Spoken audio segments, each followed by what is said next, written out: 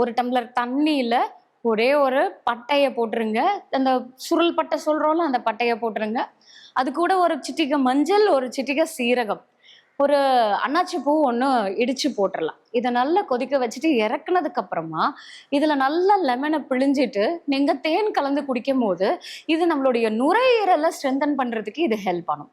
So இது வந்து பார்த்தீங்க அப்படின்னாக்கா, பாடிய நல்லா டீடாக்ஸ் பண்ணுது.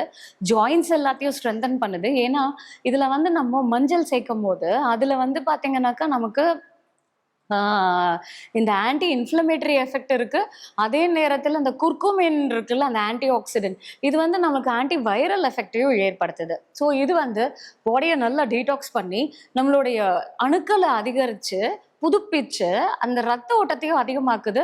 ரொம்ப எனர்ஜியையும் குடுக்குது. ஸோ இது வந்து பார்த்தீங்கன்னா, நம்மளுடைய லங்ஸ வந்து நல்லா கிளீனா ப்ராங்கியல் ஆஸ்துமாலாம் இருக்கிறவங்க, இந்த நெறைய குழந்தைங்களுக்கெல்லாம் இந்த சளி தொந்தரவுலாம் ஜாஸ்தி இருக்கிறவங்களுக்கு, இந்த 5வது நாள் நீங்க ஜூஸ் குடுக்கும்போது ரொம்ப ரொம்ப எஃபெக்டிவா இருக்குங்க.